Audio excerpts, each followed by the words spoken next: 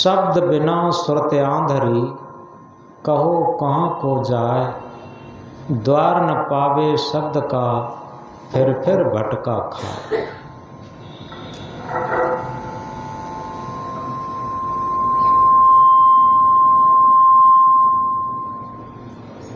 इस बात को बड़ी गहराई से समझेंगे।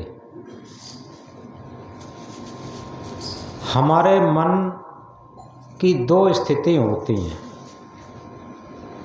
सुरत और निरत। सुरत कहते हैं जब आत्मीयता के तल पर हमारी मन की स्थिति होती है तो उसे सुरत कहते हैं। निरत कहते हैं जब असत संसार की तरफ मन की वृत्ति रहती है तब उसे निरत कहते हैं। और सदगुरु यहाँ पर क्या कहना चाहते हैं? शब्द बिना सुरत आंधरी, कहो कहाँ को जाए। द्वार न पावे शब्द का, फिर भटका खाए। शब्द के बिना सुरती अंधी है।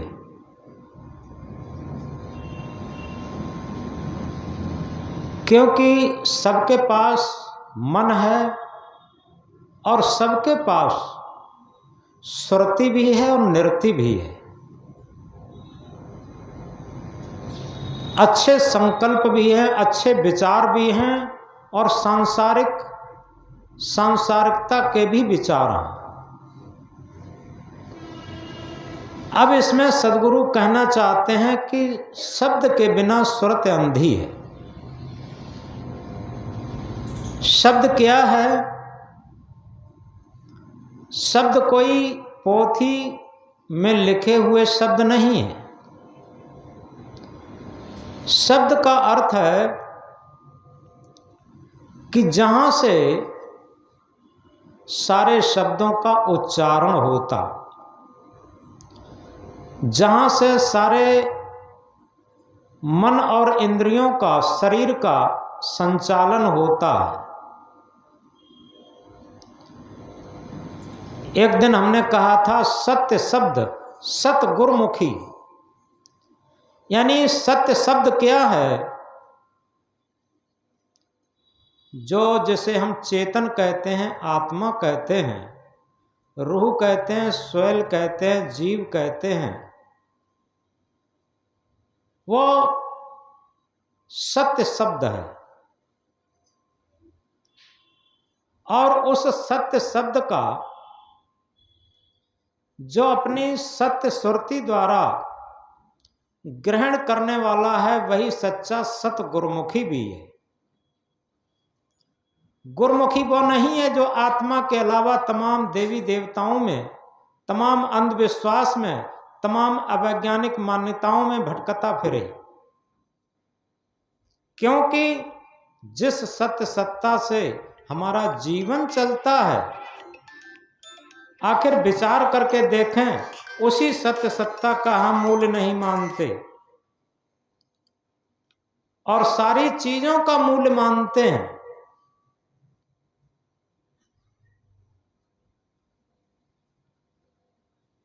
तीर्थ व्रत पूजा पाठ यज्ञ हवन, पता नहीं किन किन चीजों का मूल्य मानते हैं। ये सब धर्म के नाम पर, भक्ति के नाम पर, आत्म परमात्मा के नाम पर केवल औपचारिकता है।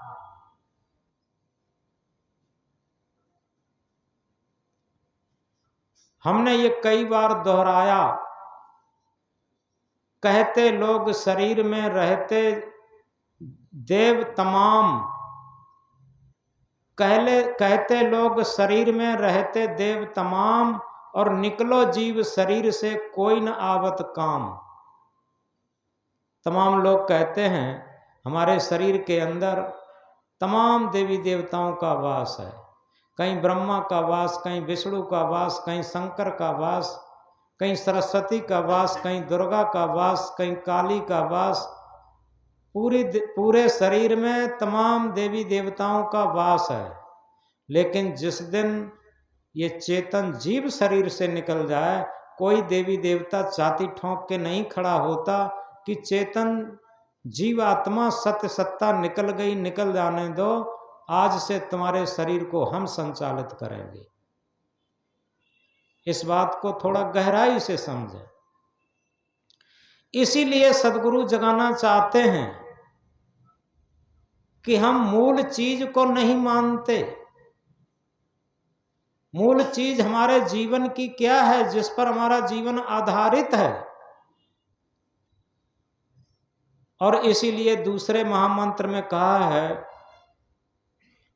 परखै परखावे सदा सतसंगत के बीच, ताको हमारी बंदगी किंचित रहे न कींच।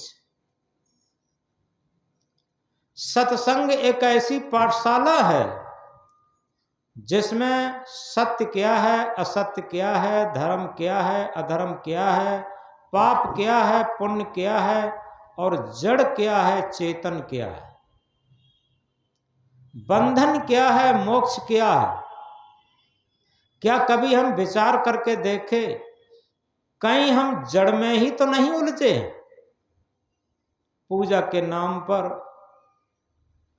भक्ति के नाम पर, आध्यात्मिकता के नाम पर कहीं जड़ में तो नहीं उलझे हैं?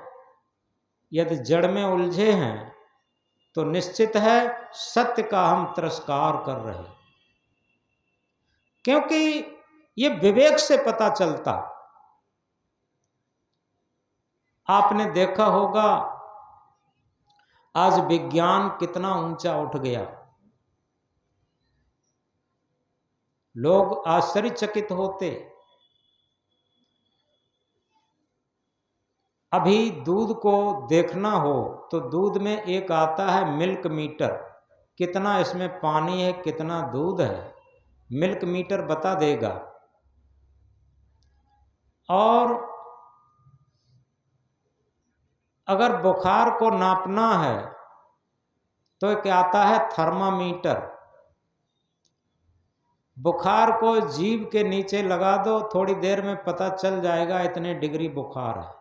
बुखार को नापने के लिए थर्मामीटर है। वायु के दाब को नापने के लिए बैरोमीटर होता। दूरी को नापने के लिए सेंटीमीटर और मीटर होता। लेकिन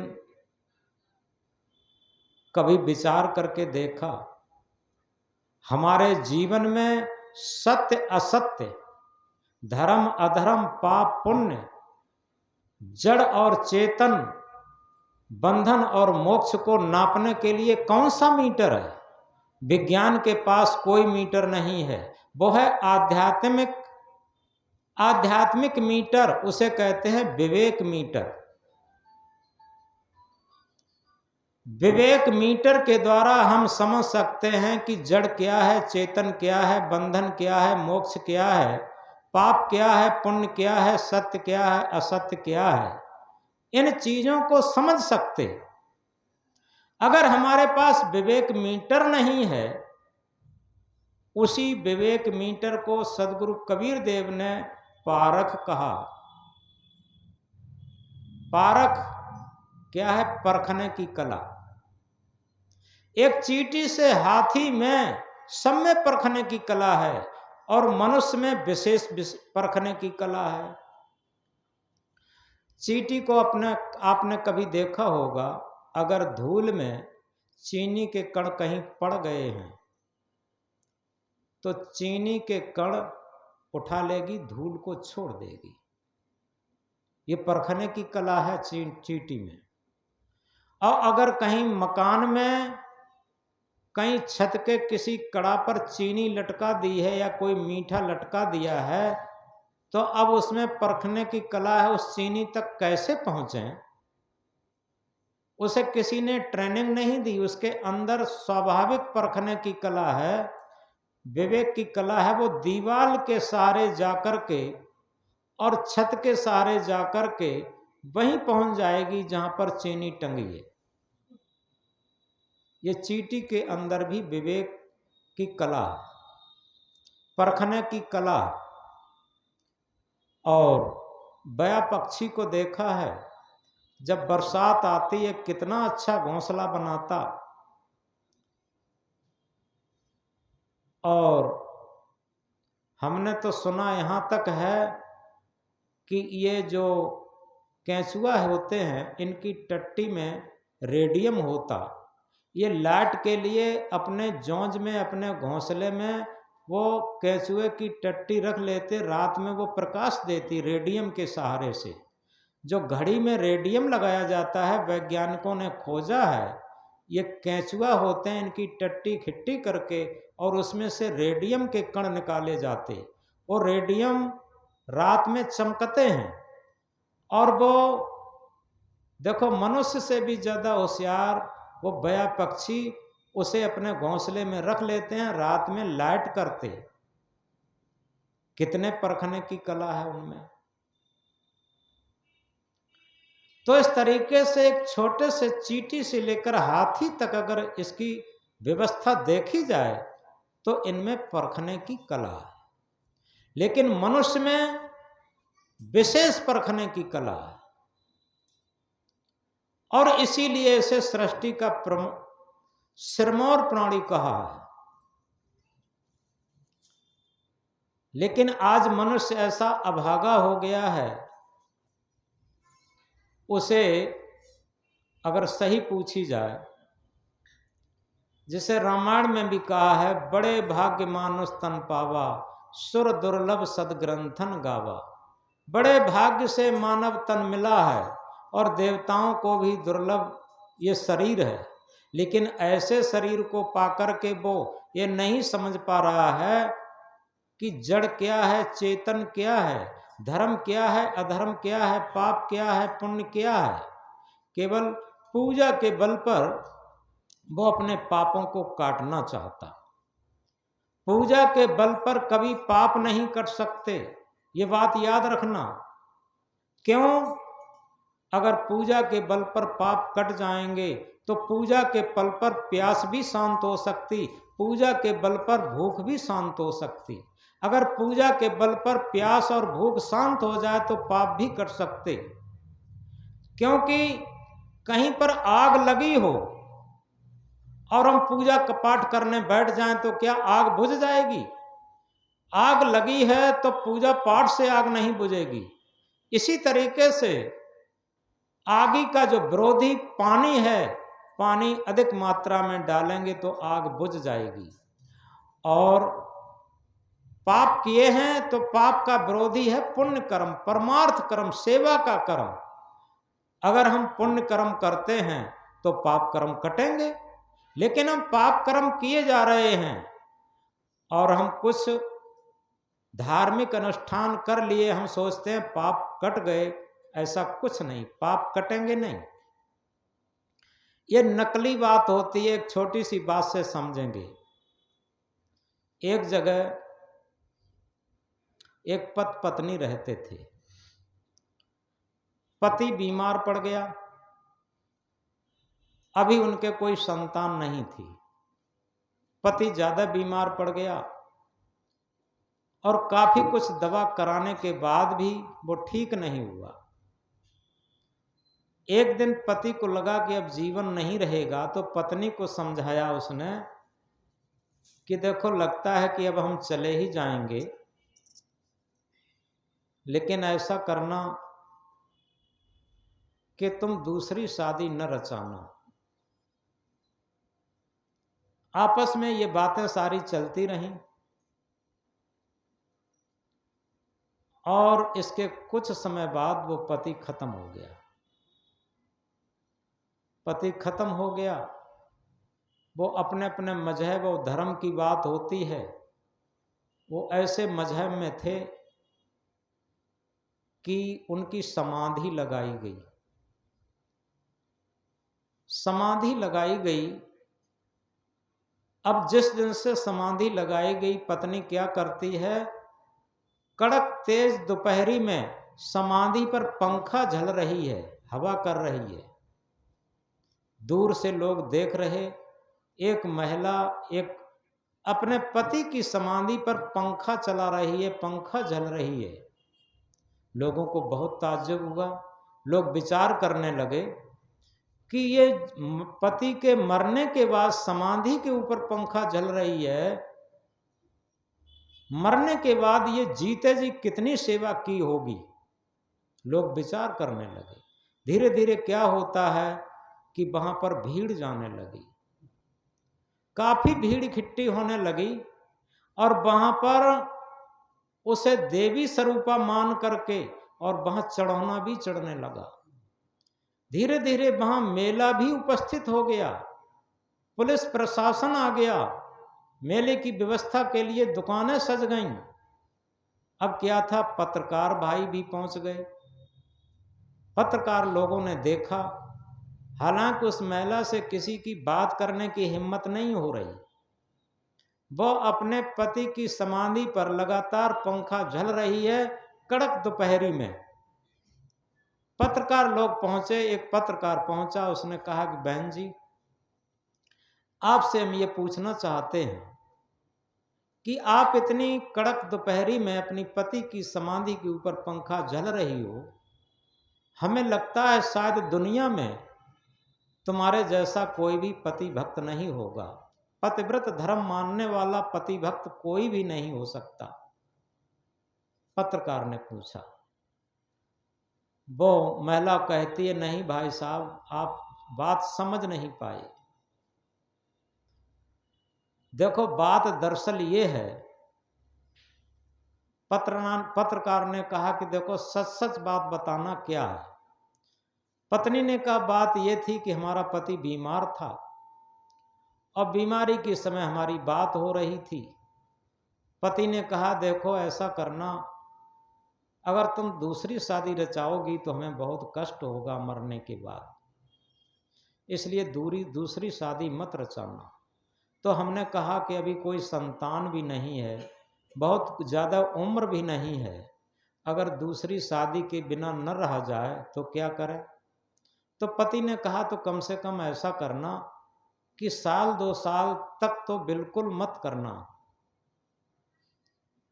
तो पत्नी ने कहा, अगर 1-2 साल भी न कटे तब कि तो ऐसा करना, कम से कम 6 महीना तो बिल्कुल मत करना। पत्नी ने कहा, अगर 6 महीना भी न कटे तब, तो उसने कहा कम से कम ये 40 दिन बाद चालीसा होता है। सब लोग समझ गए होंगे कहाँ कौन चालीसा करते हैं। चालीसा होता है 40 दिन बाद। ये चालीसा से पहले तो कभी मत, कतई मत करना, इसके बाद ही करना। कि अगर उसके 40 दिन तक भी ना निभ सके तब क्या करें। तब उसने कहा कि ऐसा करना, कम से कम समाधि तो सूख देना, सूख लेने देना। जब तक समाधि न सूख जाए तब तक तुम शादी न करना। इसलिए मैं पंखा से समाधि सुखा रही हूं। अब समझो, ये बात इसलिए मैं कह रहा हूं कि कभी कभी बात दूसरे तरीके की होती है और हम दूसरे तरीके की समझ लेते हैं। और इसी तरीके से आप धार्मिक क्षेत्र में सभी पूजा पद्धतियों के बारे में समझ लीजिए। क्योंकि चोट लगी हो सर में और पांव में हम पट्टी बांध रहे हों तो लोगों की समझ में बात आती है ये पागल है, क्योंकि चोट तो सर में लगी है, पांव में पट्टी बांध रहा, ये पागल तो है ही है। जहां चोट लगी है वहां पर पट्टी बांधना चाहिए। इसी तरीके से बंधन कहां है, पाप कहां है, हमारे मन में। और हम सजा क्या रहे हैं, अपना शरीर। शरीर से हम भक्त बन रहे हैं, शरीर से साधु बन रहे हैं, शरीर से पूजा पाठ कर रहे हैं। अरे ये सारी चीजें मन को बदलने के लिए हैं। इस बात को गहराई से समझें कि जब तक हमारा मन नहीं बदलेगा, जब तक मन परिवर्तन नहीं होगा, मन में सद्भावना नहीं जगेगी, मन में सच्चा प्रेम नहीं जगेगा, मन में अच्छे संस्कार नहीं, अच्छे विचार नहीं जगेंगे, तब तक पाप कर्म कैसे कर सकता। ये तो उसी महिला की तरीके से पंखा झलना हो जाएगा, याद रखिए। इसलिए सबसे बड़ी बात यह है, कबीर साहब इंकलाब करके कहते हैं, परख है परखावे सदा सतसंगत के बीच, ताको हमारी बंदगी किंचित रहे न कींच। सतसंगत के बीच, अब सतसंगत भी क्या है? लोग क्या समझते हैं कि कुछ लोग इकट्ठे होकर के और कुछ सत की चर्चा कर ली जाए वो सत्संगत हो जाती। ऐसा भी कुछ नहीं। जैसे पानी की चर्चा खूब की जाए, रात दिन की जाए और पानी को पिया न जाए तो बताओ क्या प्यास बुझ सकती? भोजन की चर्चा खूब की जाए और भोजन ग्रहण न किया जाए तो क्या भूख जा सकती? विद्या की चर्चा खूब की जाए लेकिन विद्या अध्ययन न किया जाए तो क्या कोई शिक्षित हो सकता? दवाई की चर्चा खूब की जाए, डॉक्टर के पास न जाया जाए और दवाई खाई न जाए तो रोग क्या दूर हो सकता? और दवाई की चर्चा खूब की जाए। इसी तरीके से हम केवल शब्दों की चर्चा तो करते हैं, सत्संगत की चर्चा तो करते हैं, लेकिन सत्संग करते नहीं हैं। यथार्थ में सत्संग की चर्चा करना अलग बात है और सत्संग की स्थिति में पहुंचना अलग बात है। जैसे पानी की चर्चा करना, भोजन की चर्चा करना, विद्या की चर्चा करना, दवाई की चर्चा करना, निरोगिता की चर्चा करना, ये चर्चा अलग चीज है। हम खूब चर्चा करते रहें, हमारा शरीर निरोग रहे, सारे रोग न रहें, लेकिन हम निरोगिता के लिए जो आवश्यक चीजें हैं वो प्रयोग न करें तो शरीर निरोग कैसे रहेगा? इसी तरीके से हमारा मन निर्मल रहे, पवित्र रहे, हमारे अंदर भक्ति रहे, हमारे अंदर पुण्य रहे, हमारे अंदर मुक्ति रहे, हमारे अंदर कल्याण रहे, इस बात को केवल चर्चा करते रहें लेकिन कभी भी उसका प्रयोग न करें तो कैसे हो सकता है? इसलिए आज सत्संगत को सही तरीके से समझें। सत्संगत क्या है? सत्संग, आप इस बात को देखें, जहां भी सत्संग हुआ है वहां आदमी के मन में, आदमी के जीवन में परिवर्तन हुआ है। ये कई बार मैंने बात बताई। सिद्धार्थ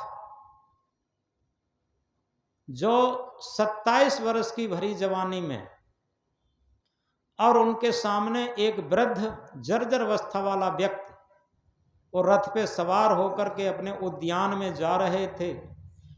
लाठी के बल एक जर्जर अवस्था वाला व्यक्ति जिसकी सारी पसलियां दिखा रही थीं, गाल पिचक गए थे, ऐसा व्यक्ति जब देखने को मिला तो सिद्धार्थ ने सारथी से पूछा, सारथी ये बताओ ये कैसा आदमी है? सारथी ने कहा, सरकार इसे वृद्ध अवस्था कहते हैं, ये बूढ़ा व्यक्ति है। सिद्धार्थ ने क्या कहा, सारथी क्या मैं भी बूढ़ा हो जाऊंगा? कि बिल्कुल सरकार आप भी बूढ़े होंगे। सारथी क्या तुम भी बूढ़े होगे? क्या हाँ बिल्कुल मैं भी बूढ़ा होऊंगा। सारथी ये बताओ यशोधरा भी बूढ़ी हो जाएगी? उनकी पत्नी कि हाँ यशोधरा भी बूढ़ी हो जाएगी। अब सिद्धार्थ के अंदर से क्या निकला, सारथी समझ लो आज ही मैं बूढ़ा हो गया। शरीर से तो 27 वर्ष के यंग ब्लड आदमी हैं, लेकिन वो मन से बूढ़े हुए। कहां से बूढ़े हुए? मन से। मन से एक दार्शनिक बन गए, मन से एक फिलोसफर बन गए। आगे एक अर्थी जा रही थी, उस पर एक शव जा रहा था, लाश जा रही थी, लोग पीछे पीछे दौड़ा रहे थे। सत्य नाम सत्य है, सत्य बोले मुक्त है, या राम नाम सत्य है, सत्य बोले मुक्त है, जैसा जो अपने मजहब के अनुसार कह रहे थे। तो सारथी ने कहा, वो सिद्धार्थ ने सारथी से पूछा कि सारथी ये लोग क्या लिए जा रहे?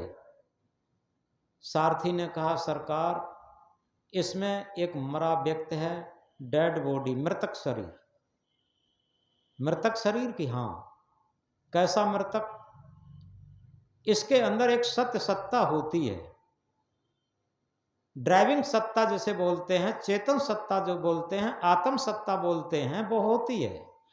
और उसके रहने तक ये जीवित रहता, न रहने पर, उसके निकल जाने पर ये केवल मिट्टी रह जाती है। अब ये शरीर मिट्टी रह गया है, इसका जीवनांत हो गया। सिद्धार्थ ने कहा, सारथी क्या मैं भी मर जाऊंगा? सारथी ने कहा, बिल्कुल आप भी मर जाएंगे। क्या सारथी तुम भी मर जाओगे? क्या हम भी मर जाएंगे?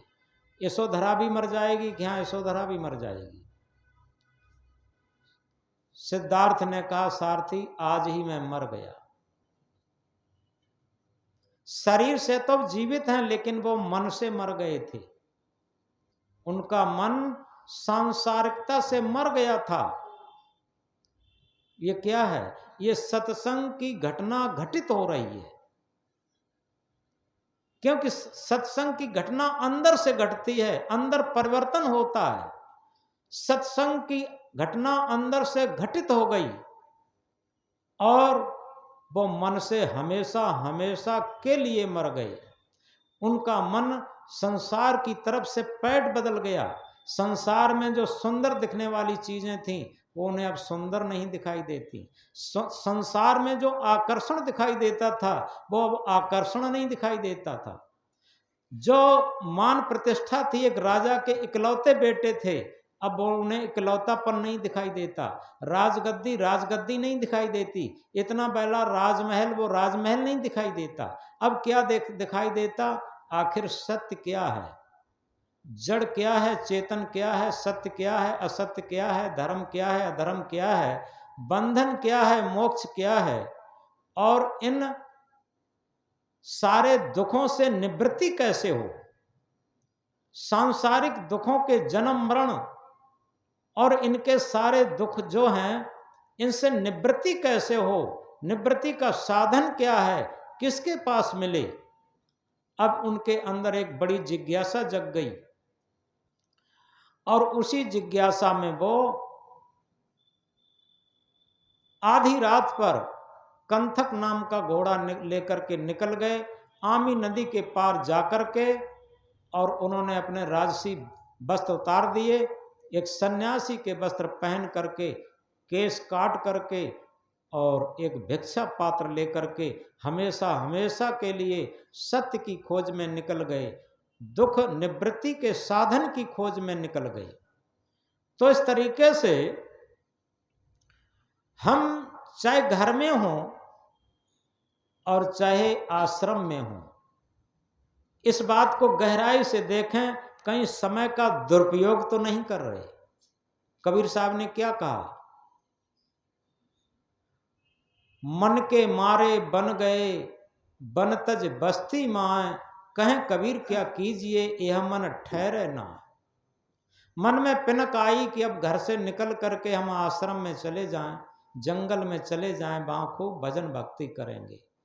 वहां आश्रम में पहुंच तो गए, जंगल में पहुंच तो गए, और वहां बैठे बैठे सारा घर दिखाई दे रहा है, घर की सारी सुख सुविधाएं दिखाई दे रही हैं, सारे ममता मोह दिखाई दे रहे हैं। ये मन कहाँ ठहरता है?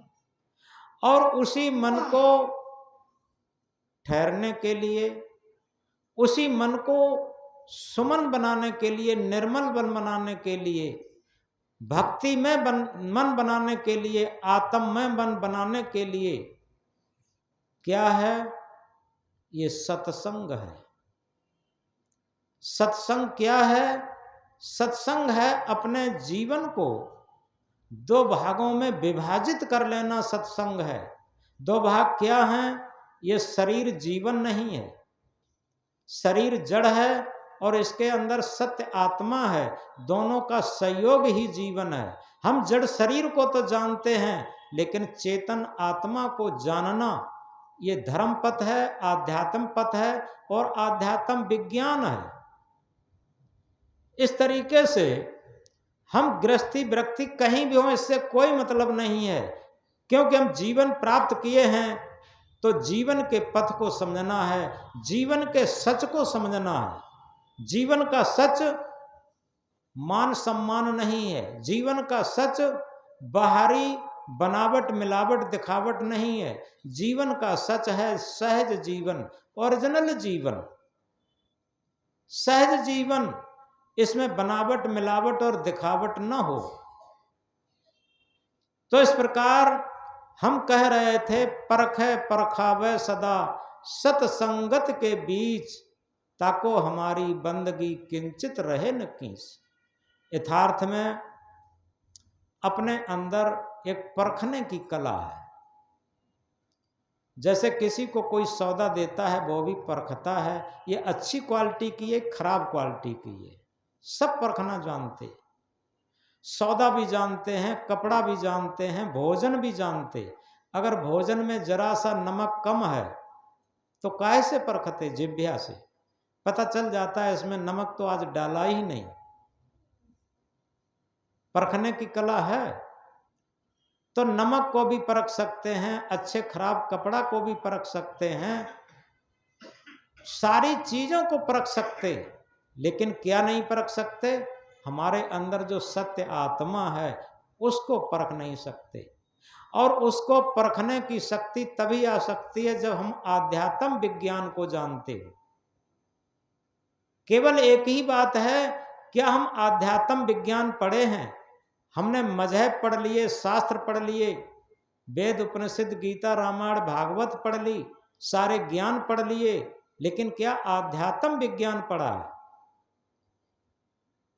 आध्यात्म विज्ञान जब हम पढ़ेंगे तो दो ही चीजें दिखाई देगी। एक तरफ शरीर दिखाई देगा।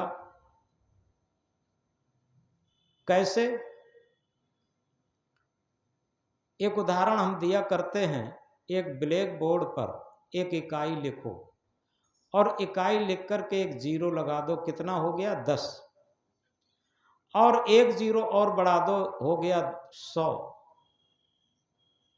एक जीरो बढ़ाते जाएं 10 गुना बढ़ता जाएगा, गिनती होगी 10, 100, 1000, 10,000, लाख, 10 लाख, करोड़, 10 करोड़, अरब, 10 अरब, खरब, 10 खरब, नील, 10 नील, पदम, 10 पदम, शंख, 10 शंख। जहां तक गिनती गिनते जाएंगे, जीरो बढ़ाते जाएंगे, गिनती गिनते जाएंगे, लेकिन उसी ब्लैक बोर्ड पर अगर हम एक इकाई को बिगाड़ दें,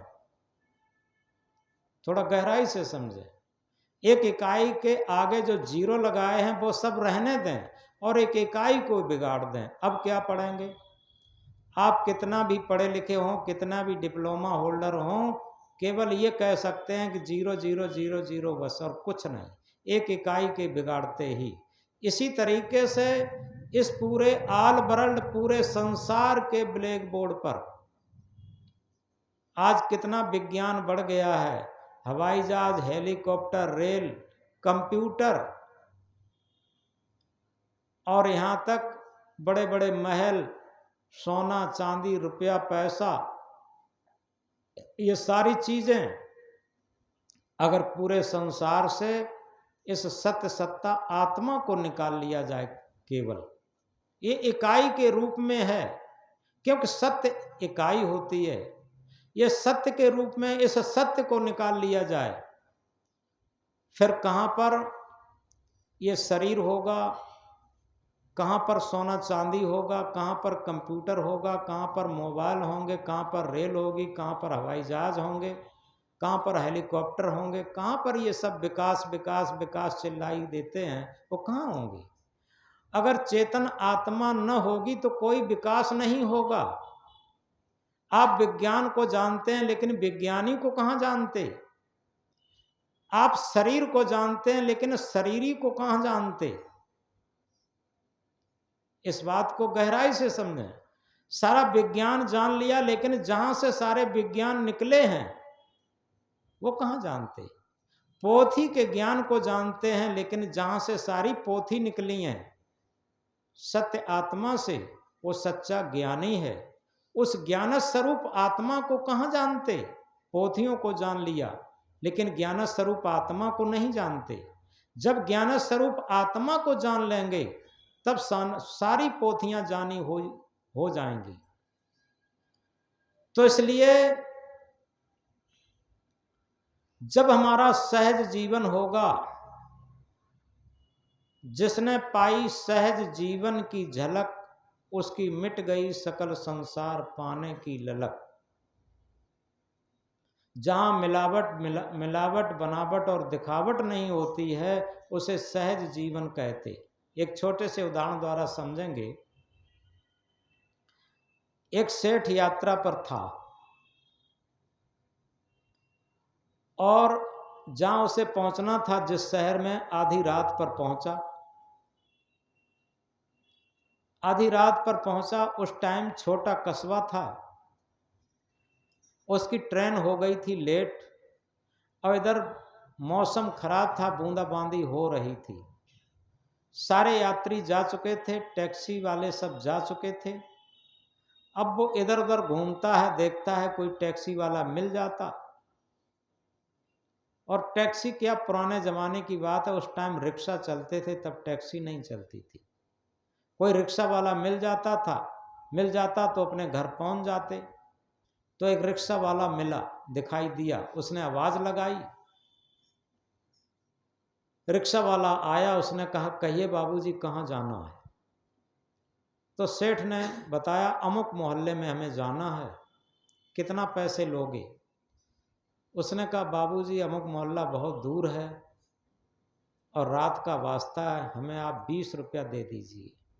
बहुत कम मांग रहा हूँ क्योंकि मुझे भी जाना है और एक सवारी लेके जाना है, आप 20 रुपया दे दीजिए। उसने कहा, 20 रुपया तो बहुत होते हैं। तो उसने कहा, चलो 10 दे देना। कि 10 भी नहीं, 10 भी बहुत हैं। तो सेठ ने ही कहा कि अच्छा चलो, हम तुम्हें 5 रुपए देंगे। अब बेचारा रिक्शा वाला सर खुजलाता है, कहता है, चलो 5 ही बहुत हैं, जा ही रहे हैं तो 5 मिल जाएंगे, क्या करें। तो उसने कहा, चलो सेठ जी 5 ही दे देना। सेठ जी बैठ जाते हैं और रिक्शे वाला चल देता है। घूमते घामते उसी मोहल्ले में पहुंचे। इससे पहले सेठ क्या करता है कि अपना छोटा सा पर्स निकालता है अपने बैग में से, और उस पर्स में से खुले खुले 4 रुपए निकालता है। यानी 5 की तो कह ही दिया है, उसमें से 1 रुपया और कम देना है उसे, इसलिए खुले खुले 4 रुपए निकाले। और जैसे ही उसका घर आया, वैसे ही पहले अपना झोला लेके कूद पड़ा और उसके हाथ में 4 रुपए रखे और तुरंत गेट के अंदर हो गया। जब तक वो गिना, उसने देखा ये तो 4 ही रुपए हैं, 5 भी नहीं दिया। अब 4 रुपए देख करके मन में सोचता है, इतना बड़ा मकान, इतना बड़ा सेठ, और वो भी उसने ही अपने मुंह से कहा कि हम तुम्हें 5 रुपए देंगे, और वो भी 5 रुपए नहीं दिया। और देखो 4 ही रुपए दे के चला गया। क्या कहूँ, इतना बड़ा रईसी, इसकी रईसी से क्या फायदा। सर खुजलाता है, बेचारा रिक्शा वापस करता है। वापस रिक्शा करके अपनी जो झोपड़ी रखी थी, और उसमें कोई नहीं था, उसकी माँ थी। एक डिब्बी, मिट्टी की तेल की डिब्बी जल रही थी, माँ इंतजार में थी, बेटा अभी नहीं आया रिक्शा लेके। बेटा जब पहुंचा तो सबसे पहले उसने रिक्शा को अंदर किया। माँ ने कहा, बेटा देर से आ, भोजन कर ले। बेटा ने कहा कि माँ भोजन तब करूँगा, ये पूरे दिन रिक्शा चला, इसे थोड़ा साफ कर दूं। साफ करने लगा और डिब्बी की रोशनी में रिक्शे की सीट पर क्या देखता है, छोटा सा पर्स उसका पड़ा था। वही पर्स जिसमें से वो खुले खुले पैसे निकालता रहा, और जल्दी की हड़बड़ाहट में उसका पर्स छूट गया और झोला लेकर के अंदर घर में प्रवेश हो गया। पर्स पड़ा था। अब उसने पर्स को खोला तो उसमें क्या था, 20,000 रुपया, एक सोने की अंगूठी,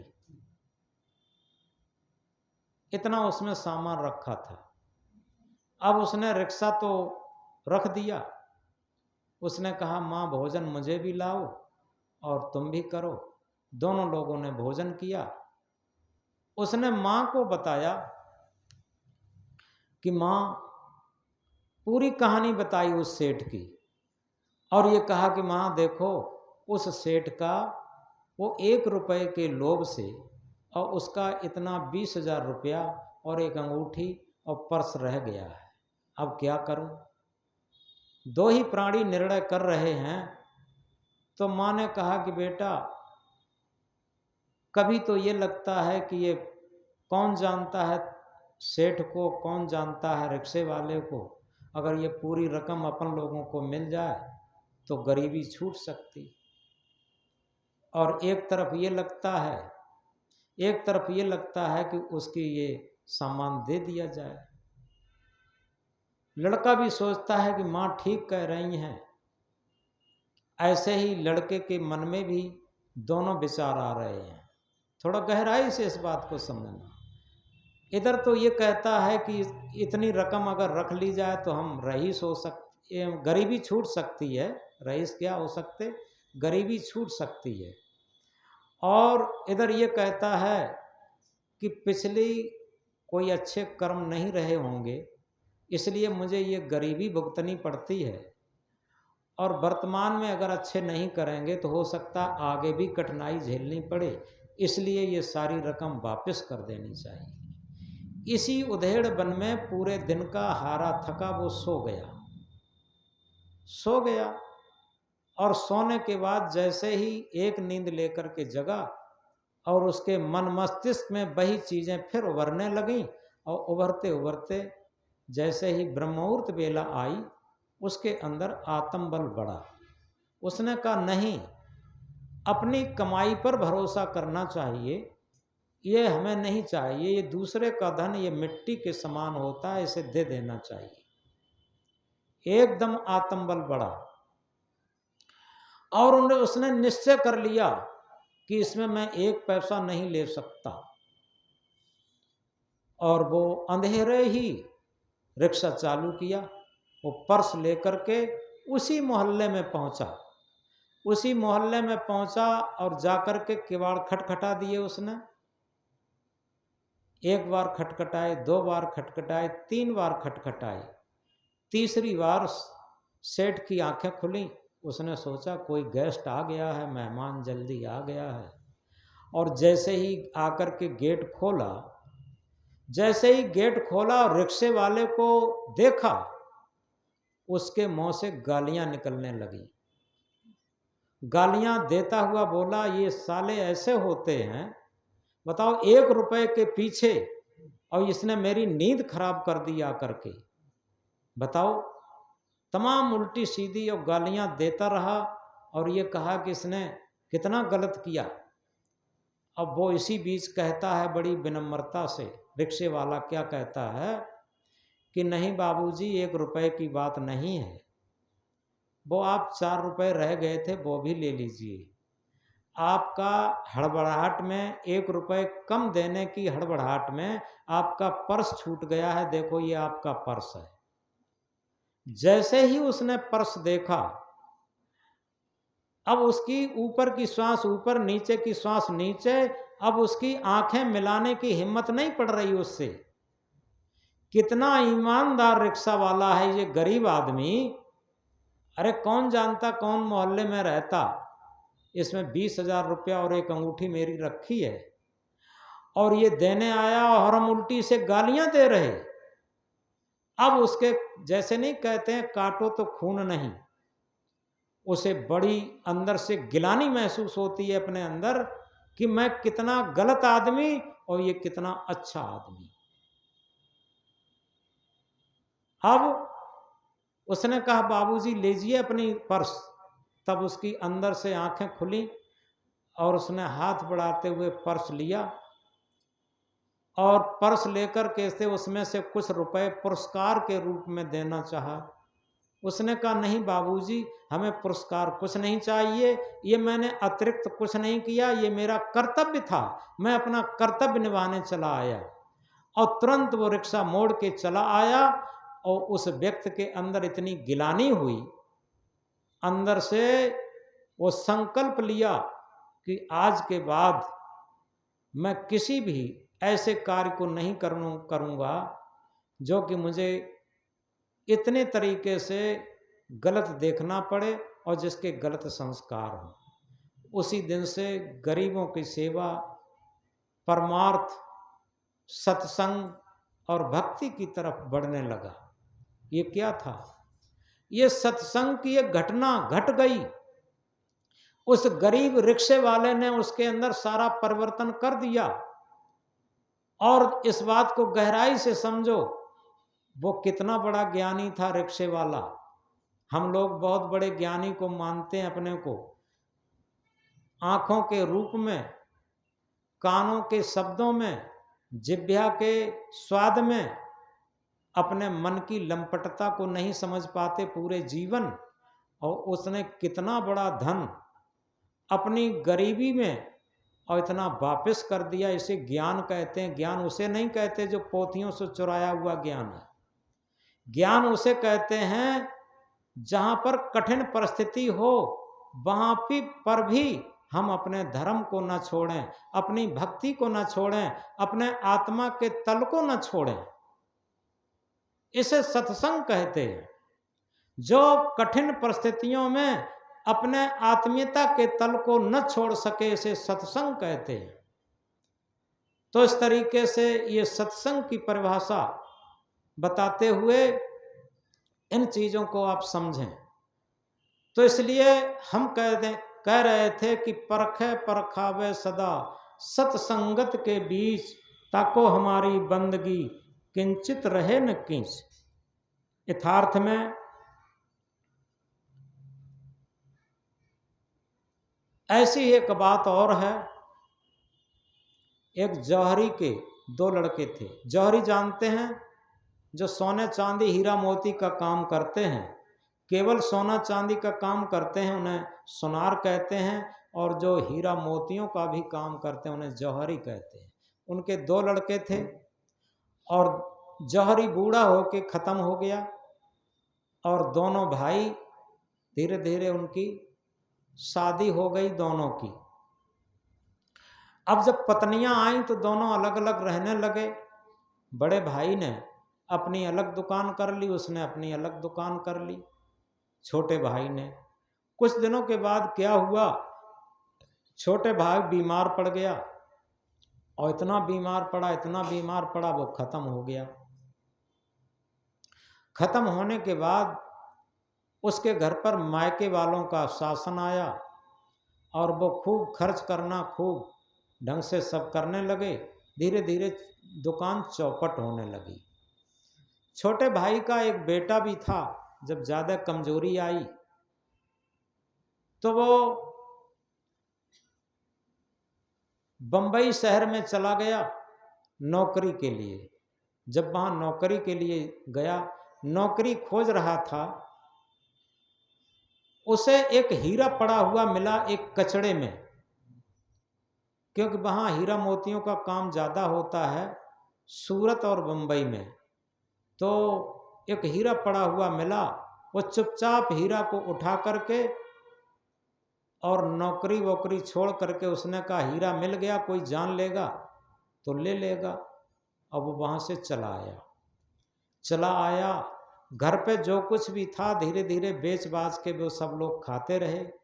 जब खाने में भी तंगी आ गई, तब एक दिन छोटे भाई की पत्नी ने अपने बेटे से कहा कि बेटा, वो अपने पास वो एक हीरा रखा है जो तुम्हें मिला था, ऐसा करो ताऊ जी के दुकान पर बेच आओ तो कुछ मिल जाएगा, तो उससे जो है हम लोगों की कुछ दिन गुजर चल जाएगी। अब वो लड़का जाता है अपने ताऊ जी के यहाँ और कहता है ताऊ जी, ये हमारा हीरा है, आप इसे खरीद लो, इससे पैसे मिल जाएंगे तो हम लोगों की गुजर चलेगी। अब ताऊ ने जैसे ही हीरा देखा, वो हीरा कतई नकली था। बताते हैं नकली हीरा ज़्यादा चमकता है, तो कतई नकली था। लेकिन अगर आज ताऊ लड़के से कह देते हैं कि ये नकली हीरा है, तो उस लड़के को और उसकी मम्मी को ये लगता कि हमारी गरीबी में हम लोगों का निरादर कर रहे, हमारे सच्चे हीरा को नकली हीरा बता दिया। तो ताऊ ने क्या कहा, देखो इसे विवेक कहते हैं, इसे परखने की शक्ति कहते हैं। ताऊ ने क्या कहा, ताऊ ने कहा कि बेटा ऐसा करो, ये अपने हीरा अपनी मम्मी के पास रख दो, ये समय पर काम आएगा, अभी बेचो मत। तुम ऐसा करो कि हमारे यहाँ आ जाओ, तुम्हें इतने पैसे मिलते रहेंगे जिससे कि तुम्हारी रोज की गुजर बसर होती रहेगी। ताऊ ने उस अपने भतीजे को, छोटे भैया के बेटा को अपनी दुकान पर रख लिया और उसे उतने पैसे देते रहे जिससे उनकी गुजर बसर खाने पीने की चलती रही। और उसी लड़के के हाथों से जो हीरा मोतियों का काम था वो करवाने लगा, सारा काम करवाने लगा, जिससे कि उसे पता चले हीरा पक्का है, हीरा कच्चा है, इसका कितनी कीमत है, इसकी कितनी कीमत है। करीब 2 महीने 3 महीने उसने काम किया, अब अच्छी तरीके से उसकी परख हो गई। 3 महीने तक उसने तनख्वाह दी और इसके बाद ये कहा कि बेटा अब ऐसा करो, वही हीरा तुम ले आओ और देख लो, अब तो तुम समझ गए होगे कि उस हीरा की कितनी कीमत होगी, उतनी कीमत ले लेना, अपना जो खर्चे में आए वो अपना कर लेना। अब उस लड़के ने कहा कि मम्मी अब वही हीरा निकालिए। तो मम्मी ने बक्सा खोला, बक्सा खोल करके और वो सुरक्षित हीरा रखा था, कीमती समझ करके उस हीरा को निकाला और निकाल करके जैसे ही लड़के ने अपने हाथ पर रखा, उसने तुरंत फेंक दिया और ये कहा मम्मी ये तो बिल्कुल कच्चा हीरा था, हम धोखे में रहे। अब वो फिर दुकान पर चला गया, दुकान पर चला गया। ताऊ ने कहा कि बेटा वो हीरा लाए नहीं? कि अरे ताऊ जी क्या बताएं, हम समझ नहीं रहे थे, वो तो बिल्कुल कच्चा हीरा था। तब ताऊ जी ने कहा कि बेटा हमने तुम्हें दुकान पर इसीलिए रखा और इसीलिए वो हीरा नहीं खरीदा था। क्यों? अगर उस दिन हम कच्चा हीरा तुम्हें बता देते तो तुम और तुम्हारी मम्मी दोनों ये सोचते कि हमारी गरीबी में ताऊ हमें ठोकर लगा रहे। लेकिन अब तुम्हें परखने की शक्ति जब आ गई, तुम्हारे अंदर विवेक शक्ति, पारक शक्ति आ गई, तब तुम समझ गए ये तो कच्चा हीरा है, अब तुम्हें उसे फेंकने में कोई डर नहीं लगा। अन्यथा उस दिन हम कहते कि तुम इसे फेंक दो तो तुम्हें ये लगता कि ये ताऊ क्या कह रहे, इतना कीमती हीरा हमसे छुड़वा रहे। तो उस लड़के ने ताऊ के चरण स्पर्श किए, कहा कि ताऊ जी आपने बहुत विवेक से काम किया, बहुत समझदारी से काम किया, और वो हमेशा हमेशा के लिए ताऊ जी का मुरीद बन गया, चेला बन गया। इस उदाहरण से आप समझ सकते हैं ताऊ रूपी गुरु जी हैं, और वो कहते हैं परखत खरी परखावत खोटी। जिन चीजों को हम सत्य समझते हैं, शरीर से लेकर संसार तक जो कुछ भी चीजें हमें सत्य मालूम पड़ती हैं, जिनके पीछे हम राग द्वेष छल कपट करके अपने जीवन के सारे संस्कार बिगाड़ते हैं, वो सारी चीजें हमें झूठ कब मालूम पड़ेंगी? जब ताऊ रूपी सदगुरु की दुकान पर कुछ दिन हम नौकरी करेंगे, जब नौकरी करेंगे वहां और हमें परखने में बात आएगी, ये शरीर और शरीर संबंधी जितने भी प्राणी पदार्थ हैं, जो कुछ भी हैं, तभी प्रार्थना में ये गाया जाता है, ये संसार स्वार्थ का साथी, इसमें नहीं अपना साहेब, इसमें नहीं अपना, अपनी शरण लगाओ, अपनी शरण लगाओ, संसार है ये सपना। यथार्थ में ये सारा संसार हमें सपना कम लगता है। सदगुरु कबीर देव क्या कहते हैं? सपना सोया मानवा खोल जो देखे नैन, जीव परा बहु लूट में ना कछ लैन न देन। जैसे हम लोग जब सपने में सो जाते हैं और सपने में कहीं रुपया मिलते हैं, पैसा मिलते हैं, मित्र मिलते हैं, रिश्तेदार मिलते हैं, पता नहीं क्या क्या मान सम्मान होता है। और हमारे कुलदीप तो एक दिन तख्त पे से गिर गए थे। कैसे गिर गए ये सब बात नहीं बताएंगे। तो सपना जब हम जाग जाते हैं तो सपने की सारी चीजें झूठ हो जाती हैं। कोई सांप मिल गया हो, भेड़िया मिल गया हो, चोर डाकू मिल गया हो, रुपया पैसा मिल गया हो, सारी चीजें, ये सारी सपने की मिली हुई चीजें, सपने की सारी बिछड़ी हुई चीजों का दुख, ये सब कब छूटता? जब हम जागृत हो जाते। और इसी तरीके से सदगुरु कबीर देव इंकलाब करके कहते हैं, जागो लोगो मत सुबो, ना कर नींद से प्यार, जैसा सपना रैन का वैसा यह संसार। जागो लोगो मत सुबो, अरे हम सो रहे हैं, मन इंद्रियों की गुलामी में हम सो रहे हैं, और हम जाग जाएं। ना कर नींद से प्यार, जैसा सपना रैन का वैसा यह संसार। जैसा ये रात्रि का सपना है वैसा ये संसार का सपना है। आप देखें, सपना नहीं तो क्या है, बड़ी धूमधाम से शादी होती है, बाजे गाजे नगाड़े से, और हम देखते हैं जितनी धूमधाम शादी ब्याह में होती है उतना ही बाद में रोना पड़ता है, उतनी ही तेज से पूरे जीवन।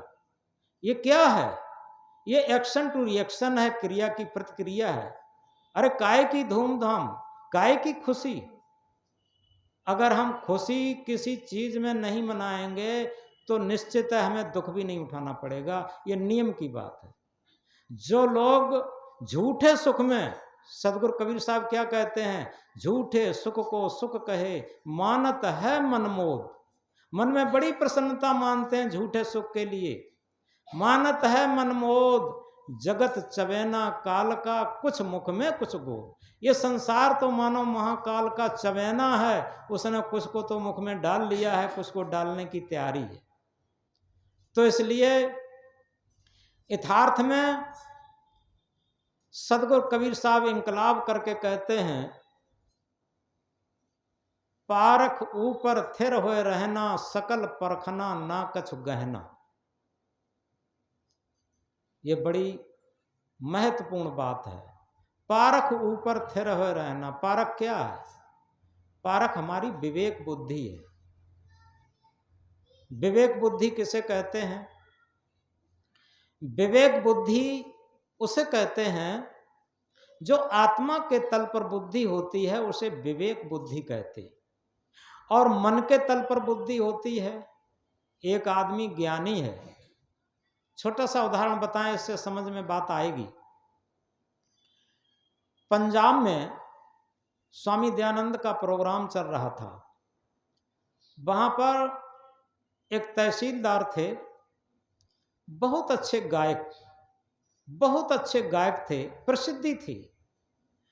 लेकिन वो तहसीलदार गायक तो थे, लेकिन सारे दुर्व्यसन उनके अंदर थे।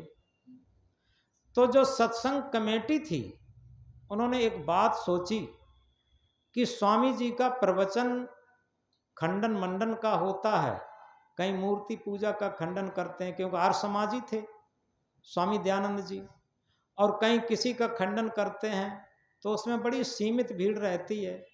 ऐसा करें, पहले वो तहसीलदार हैं उन्हें बुला लिया जाए और उनका पहले जो भजन गायन है, संगीत का प्रोग्राम रख दिया जाए। और जब संगीत का प्रोग्राम होगा तो भीड़ खचाखच हो जाएगी, इसके बाद स्वामी जी का प्रोग्राम होगा। ये निश्चय किया गया। तो पूरी सत्संग कमेटी ने ये बात निश्चय की। बोलो सदगुरु कबीर साहब की। बढ़िया बेटा।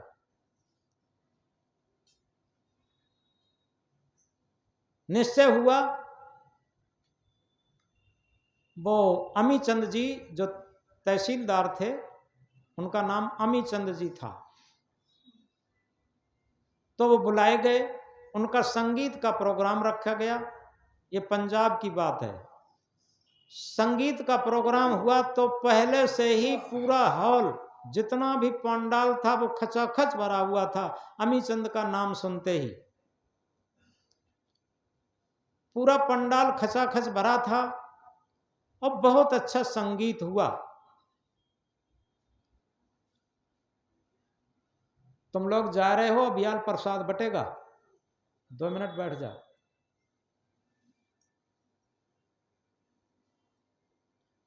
तो पूरा पंडाल खचाखच भरा हुआ था। अब इसके बाद स्वामी जी का प्रवचन हुआ। स्वामी जी का प्रवचन हुआ। जब प्रवचन खत्म हुआ तो उनकी जो कार्यकर्ता थे उनमें 2 फाट हो गए, 2 पार्टियां हो गई। 2 पार्टियां ये हो गई। एक पार्टी ये कहने लगी कि देखो ये अमीचंद जो तहसीलदार हैं, ये सारे दुर्व्यसन प्रयोग करते, यहाँ तक मांसाहार भी करते, शराब भी पीते और अनैतिक कार्य भी करते। इनसे कोई ऐसा गलत कार्य नहीं है जो इनसे बचा। ऐसा आदमी जो स्वामी दयानंद महात्यागी महापुरुष, उनके साथ स्टेज पर बैठने लायक नहीं है, इन्हें नहीं बुलाना चाहिए, भले ही भीड़ कम हो। अब जब 2 फांट हो गए, अगले दिन कुछ लोगों ने कहा अगले दिन अमीचंद को आमंत्रित नहीं किया जाए। स्वामी जी के कान में बात पड़ गई। स्वामी जी ने कहा नहीं नहीं, अमीचंद को कल भी बुलाओ। अमीचंद को कल भी बुलाया गया। अमीचंद ने अच्छा संगीत गा, खूब अच्छा सुनाया, खूब भीड़ हुई। तो स्वामी जी ने सबसे पहले ही उद्बोधन में क्या कहा कि भाई अमीचंद जी, आप आदमी तो हीरा हो लेकिन कचड़े में पड़े हुए हो। स्वामी जी ने पहले ही अपने उद्बोधन में कहा कि अमीचंद जी, तुम आदमी तो हीरा हो लेकिन कचड़े में पड़े हुए हो। तो इतनी सी बात की चोट अमीचंद पर इतनी पड़ गई।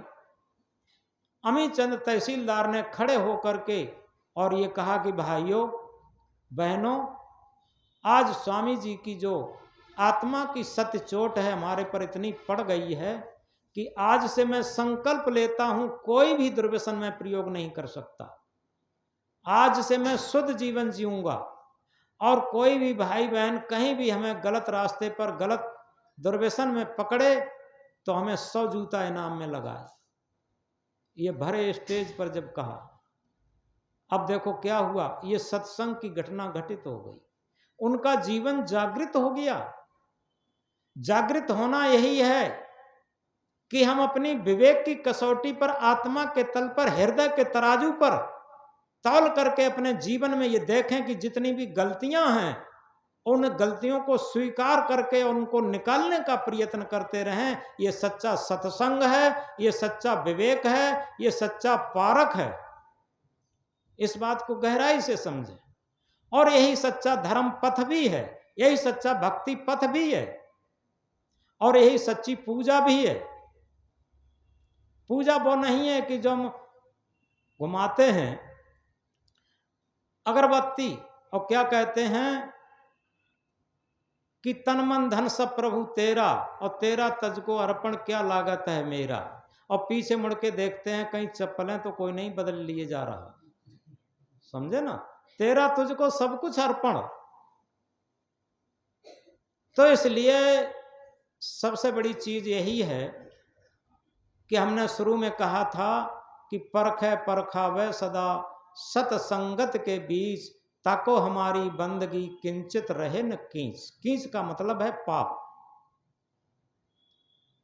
शुद्ध भाषा में समझ लीजिए, कींच का मतलब है पाप। अगर हम अपने हृदय के तराजू पर, विवेक की कसौटी पर, आत्मा के तल पर अपने जीवन को कसते रहें, तौलते रहें, तो निश्चित है हमारे अंदर के सारे पाप कट सकते। ये सच्ची पूजा है, सच्चा धर्म है, सच्चा भजन है, सच्चा ध्यान है, सच्चा सत्संग है।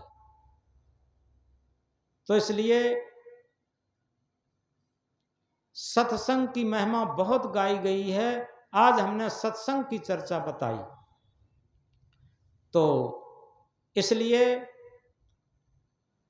हम अपने जीवन को सत्संग की सच्ची कसौटी पर कस करके, सत्य सत्य को परख करके और अपने जीवन में भक्ति का प्रादुर्भाव करें। भक्ति बाहर से नहीं आती, भक्ति अंदर से आती है।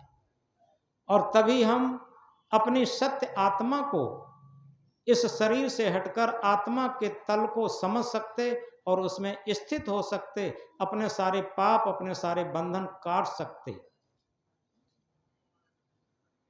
आज बात यहीं पर खत्म होती और दूसरी बात है अगला इतवार, अगले इतवार को छुट्टी रहेगी, इसलिए अपने जो गाही आश्रम है उस पर निःशुल्क चश्मा वितरण का कैंप लगेगा।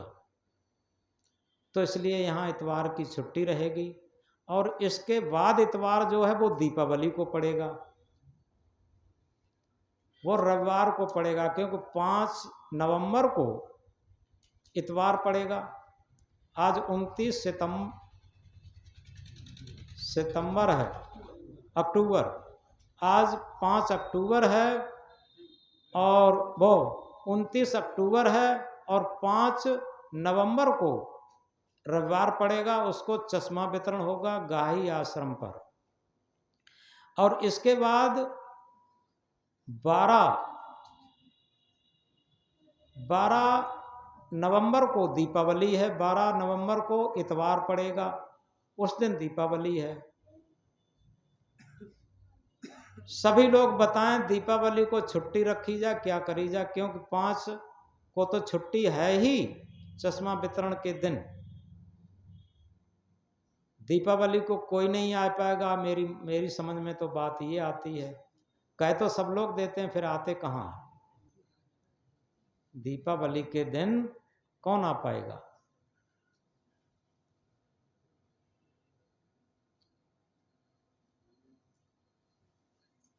कोई नहीं बोले।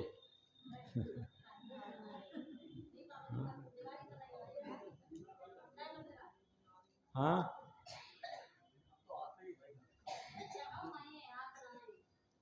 कितने लोग आ सकते हैं दीपावली के दिन? इसमें कोई जबरदस्ती नहीं है। इसमें ये मानो ना आए तो हाथ मत उठाना, तो हम ये समझ लेंगे कि कम लोग आएंगे तो दीपावली की भी छुट्टी हो जाएगी। और वैसे जल्दी भी प्रोग्राम किया जा सकता है, जल्दी लोग आ जाएं, 2 घंटे में प्रोग्राम करके ख़त्म किया जा सकता। और हम सोचते हैं दीपावली को आ जाएंगे तो कोई पूड़ी ले आएगा, कोई कुछ ले आएगा, तो यहाँ आ तो जाएंगे। इसलिए दीपावली को प्रोग्राम ज़रूर होगा, जल्दी आएँ जल्दी जाएं, ठीक है। रोज़ 3 घंटे का होता, दीपावली के दिन 2 घंटे का प्रोग्राम होगा। त्यौहार के दिन आश्रम पर आकर के, अरे कोई प्रसाद लाएगा, कोई पूड़ी लाएगा, कुछ लाएगा, और आकर के अपना त्यौहार मना के चले जाएंगे घर पे। बोलो सदगुरु कबीर साहब की। क्योंकि हो सकता है दीपावली के बाद वाला जो रविवार है उसको भी फिर छुट्टी करनी पड़े, इसलिए दीपावली को ज़रूर आ जाएं।